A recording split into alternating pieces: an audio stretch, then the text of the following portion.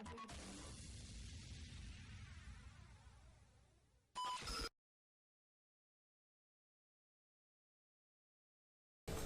wish to make an open statement at this time or reserve? Yes, Your Honor, we wish to make an open statement.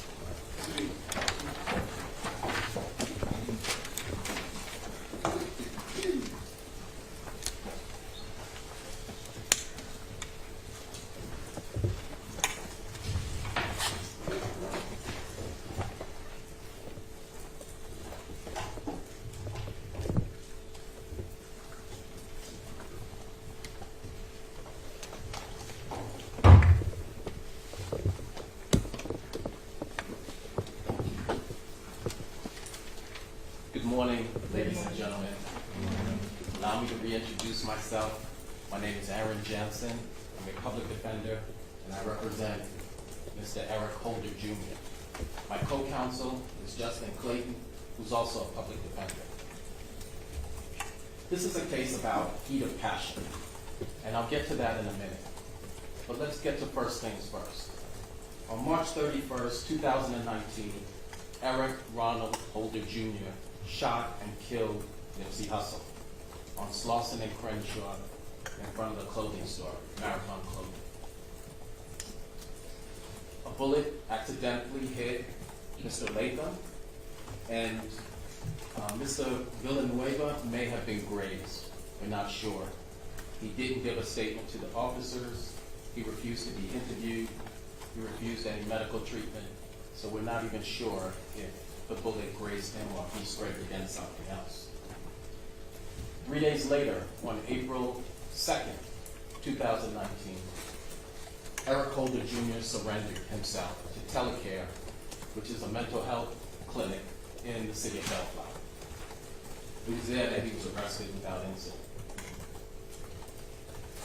So the heat of passion in this case relates to snitching, an accusation by Nipsey Hussle that Mr. Eric Holder Jr. was a snitch.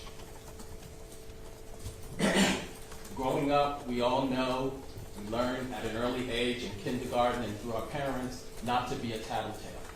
Nobody likes a tattletale. In the adult world, we have people who are tattletales, or people who we call brown noses or kiss asses. At work, they'll go and tell the boss on other coworkers who violate the rules. In the gang world and in the criminal world, there are images from movies, Scarface, where rats or snitches have gotten their just desserts, so to speak.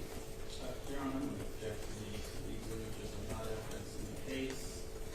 This is pure argument.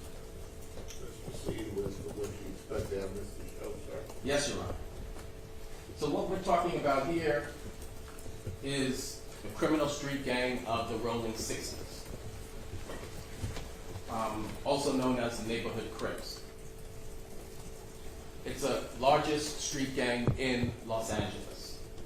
And Eric Holder Jr. was a part of the Rolling 60s, and so was Nipsey Hussle.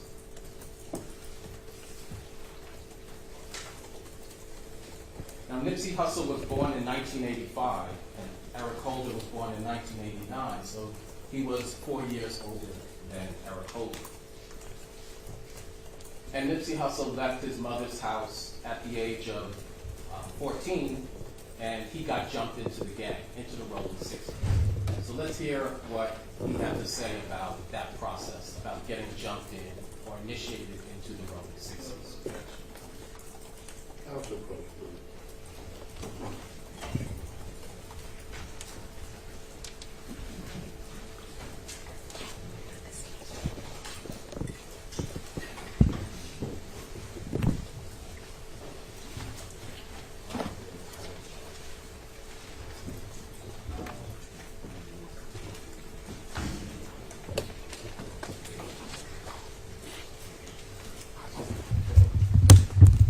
This is a case about heat of passion. And the provocative act in this case was that Nipsey Hussle had made an accusation against Mr. Holder that he was a snitch. That so inflamed and enraged Mr. Holder, the evidence will show that without thinking, and a few minutes later, a mere 9 minutes or so later, Mr. Holder returned and shot Mr. Askedon. He did not have time to cool off. The evidence will show that it was very soon after this accusation was made publicly against him that he was so enraged and triggered by this emotional response that he acted without premeditating. That's what the evidence will show. And the evidence will show that while he's charged with first-degree premeditated deliberate murder, in fact, it should be voluntary manslaughter because he was acting under a heat of passion. He's also charged in counts 2 and counts 4 with first-degree premeditated attempted murder against Mr. Latham and against his nephew, Mr. Villanueva. The evidence will show that Mr. Holder had no intent to harm or to kill either one of those individuals. They were just close by in the parking lot when this happened. The evidence will show that he didn't know either Mr. Villanueva or Mr. Latham. He had no harsh words with either one of those individuals, and they had no harsh words or anything, conversation with him that would trigger him to try to kill these other two individuals, let alone that Mr. Holder had the state of mind where he premeditated and deliberated killing these other two individuals. That thought never even entered his mind. There'll be no evidence that they had anything between them, that they didn't even know each other. So based on that, I'm going to ask you to keep an open mind, listen to all of the evidence. Don't make up your mind in the beginning. Wait until you hear all of the evidence so that you can make a rational, fair, and just verdict. Wait until you get the jury instructions from the court, and when you get in the back and start deliberating, we're confident that you will come back with a verdict of not guilty of first-degree murder against Mr. Askedon, and also not guilty for the two attempted murders against Mr. Latham and Mr. Villanueva. Thank you. All right, thank you.